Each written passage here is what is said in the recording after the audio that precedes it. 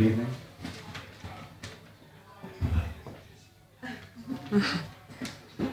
It's a good start. This is my lover Cindy. We had a baby egg.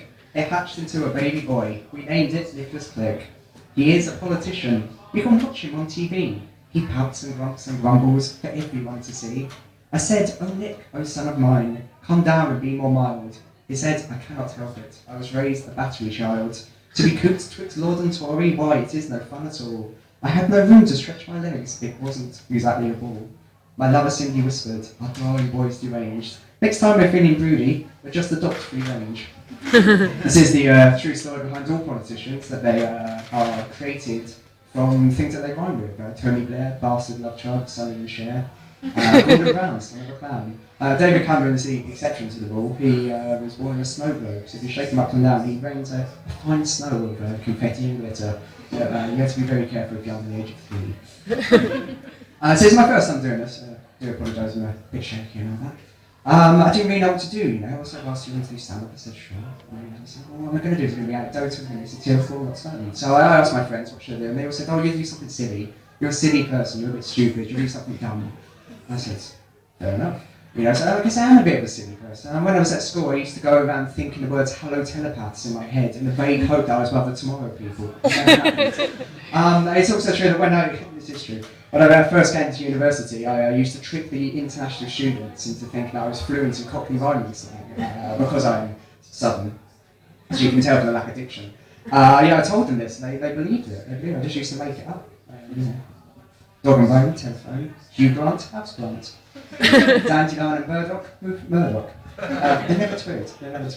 But I think we live in a silly world. I mean, maybe that's why I'm a silly person, because we've got some wonderful things in this world. We've got law, order, society, the Puddington Peas, Crystal Age, all the high signs of art.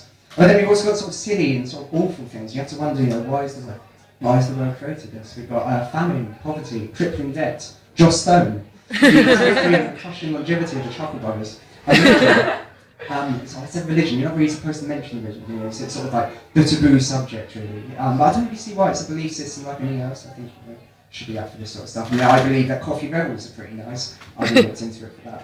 But it's supposed to have a sort of reverence about it. The reason I referenced it is there was a story in the Daily Mail newspaper the other day, and I used this newspaper extremely lightly.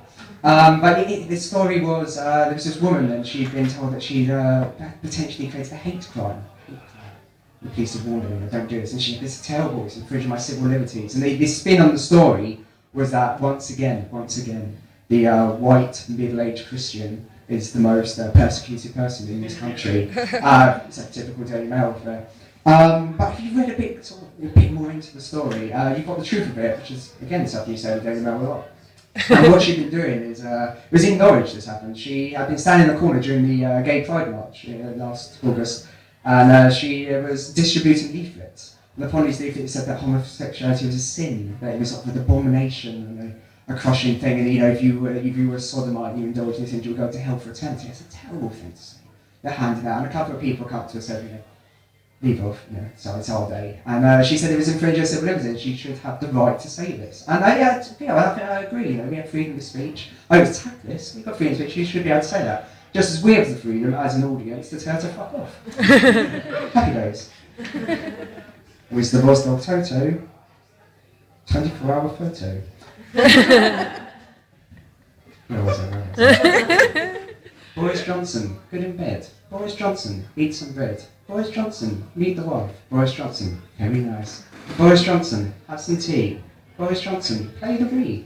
Boris Johnson, no, not he, for he preferred the PS3. I had this in my mind as a bit of a feeling if I lost where I was, but it's okay, I'm back on track now. It's true. My favourite animal is the llama. It's a favourite of all.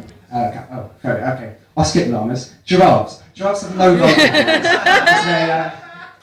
There was a connection, it's fine. Giraffes have no vocal cords, this is true. This is why 9 out of 10 giraffe marriages end in divorce due to lack of communication. That is also the reason why giraffes, the natural enemy of the giraffe is the clamper. The clamper, they can't complain. If we were clamped, our card was there, we'd probably go, step me a tenner, there you go. Giraffes can't do that, they have no full protest at all.